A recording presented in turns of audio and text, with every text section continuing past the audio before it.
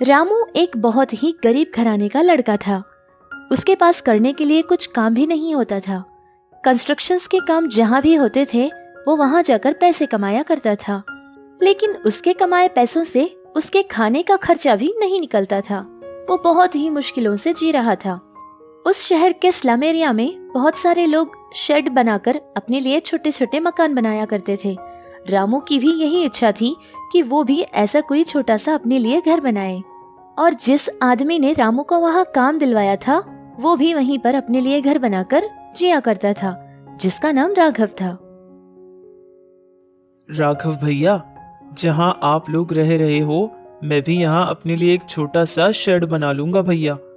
1 महीने के 2000 रुपये देता हूँ और उस छोटे से घर में हम लोग पूरे 10 आदमी रहते हैं। और उस मकान के मालिक ने तो ये भी कहा था कि अगले महीने से उस घर का किराया पूरे 3000 रुपये होगा। कह रहा था कि अगर मैं चला जाऊंगा तो कोई और आ जाएगा। बहुत ही परेशान हूँ भैया, कोई तो रास्ता बताओ। अरे भाई, जब मैंने तुमको देखा था तो मुझे लगा कि तुम बहुत अच्छे लड़के हो, इसीलिए तुम्हारी छोटी सी सहायता की मैंने।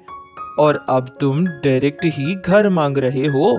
अरे बाबा, सरकार को पता चल गया तो क्या होगा? हमें खुद नहीं पता कि सरकार कब यहाँ आ जाएगी और ये सारे शेड निकाल कर फेंक देगी। हमें खुद नहीं पता कि हम यहाँ कब तक जिएंगे। अरे राघव भैया, ऐसी जिंदगी कब तक जीऊं मैं, आप ही बताओ। मेरी मामा की बेटी जो है, अरे वही रम्या, हमेशा मेरा दिमाग खा रही है कि मुझसे शादी कब करोगे, मुझसे शादी कब करोगे। अब आप ही कुछ कीजिए राघव भैया।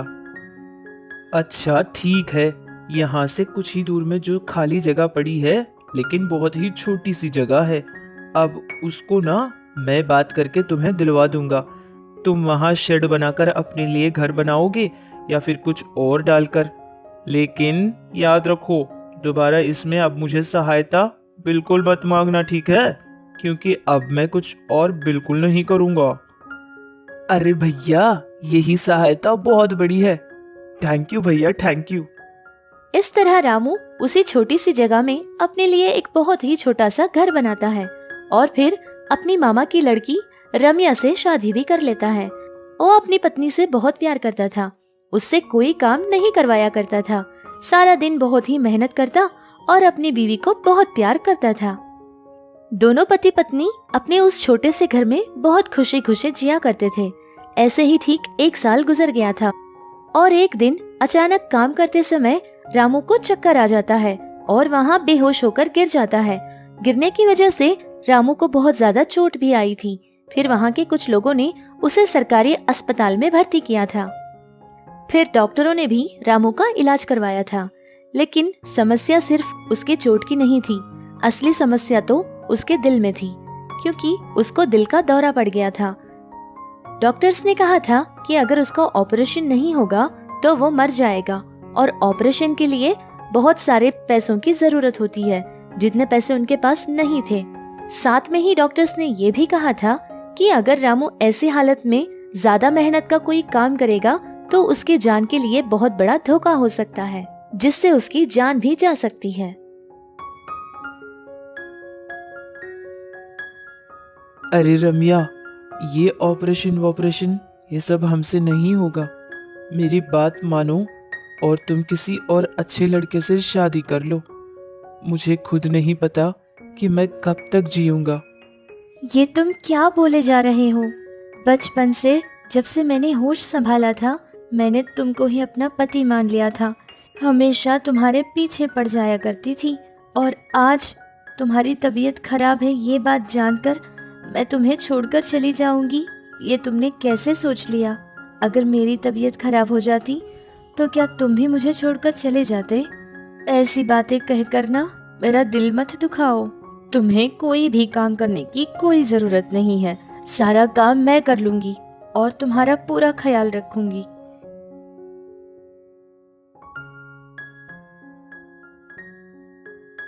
रामू के इलाज के लिए उन लोगों ने बहुत लोगों से सहायता मांगी थी, लेकिन किसी ने उनकी मदद नहीं की, क्योंकि उसके अस्पताल का खर्चा बहुत ज्यादा होने वाला था, जिसकी वजह से किसी ने भी उनकी मदद नहीं की थी।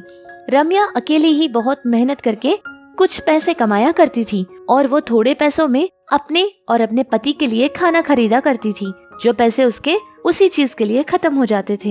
ये सब कुछ देखकर रामू एक फुटपाथ के पास जाकर बैठ जाता है और अपने कपड़ों को पूरी तरह फाड़ लेता है। तभी काम करके घर वापस आ रही रम्या अपने पति को इस हालत में देख लेती है और वो उसके पास चली जाती है।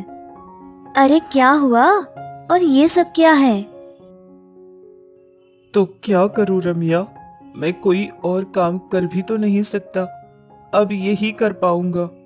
मेरी वजह से तुम बहुत परेशान हो रही हो। अगर मैं ऐसे सड़क पर बैठे भीख मांगूंगा तो उन पैसों से शायद मेरे ही लिए कुछ खाने के लिए मिल जाए।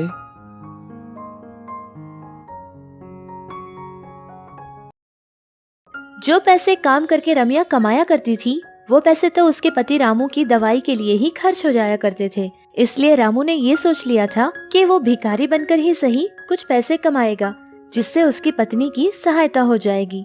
उन दोनों की जिंदगियां ऐसे ही चल रही थी।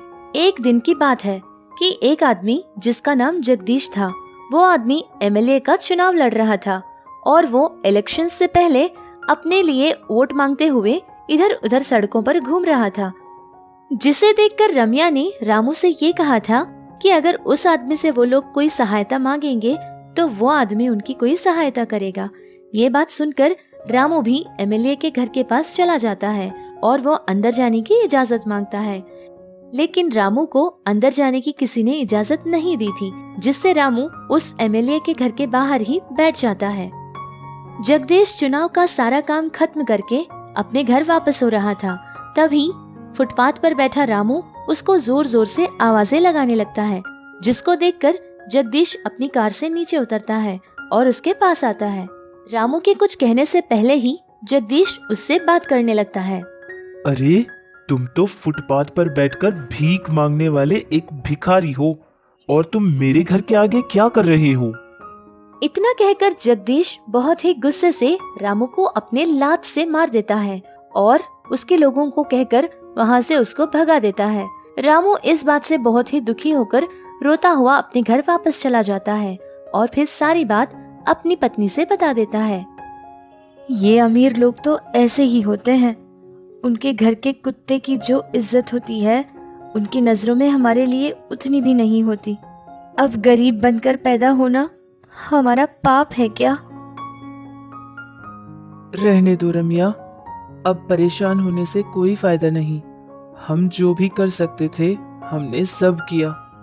अब भगवान की मर्जी, अगर उनको हम पे थोड़ा भी तरस आ गया तो हमारे साथ कुछ न कुछ अच्छा जरूर करेंगे।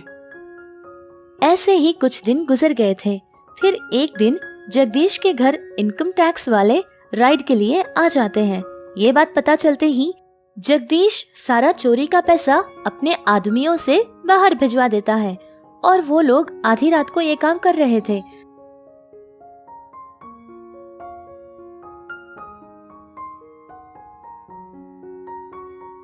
अरे क्या हुआ, तुम अब तक घर क्यों नहीं आए? मालकिन के घर में एक छोटा सा फंक्शन था, इसीलिए बहुत देरी हो गई थी। मुझे लगा कि 10 बजने तक सब खत्म हो जाएगा, लेकिन सारा काम खत्म करने में 11 बज गए। मैं सीधे घर गई थी, लेकिन तुम वहाँ नहीं थे, इसीलिए तुम्हारे पास चली आई। हाँ रम्या, मैं जानता था कि तुम आज देर से ही आओगी, इसीलिए मैं यहीं पर बैठा रह गया। अभी चलो घर चलते हैं।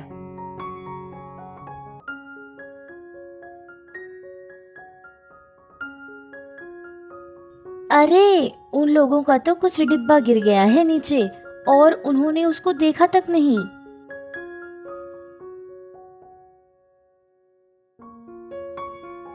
अरे रम्या, ये देखो, ये तो पैसे हैं।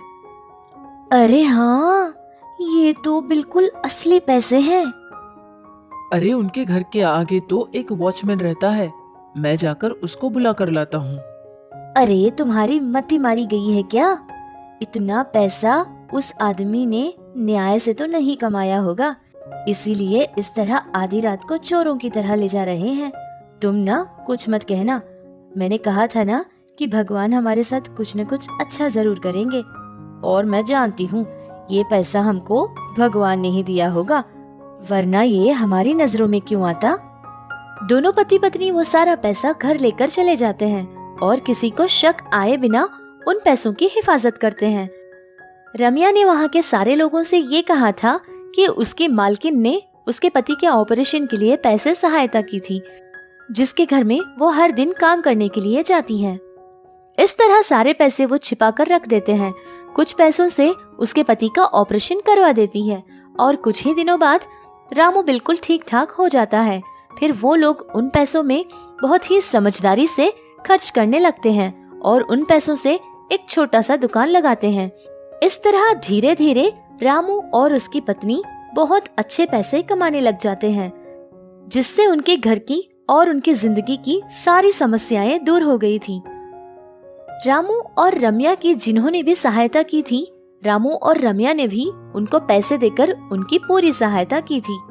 उनके आसपास जो भी गरीब या फिर लाचार मजबूर आदमी उनको दिख जाता तो उनकी पूरी सहायता करके उनका प्यार पाया करते थे। इस तरह उनकी जिंदगी खुशहाल बन गई थी।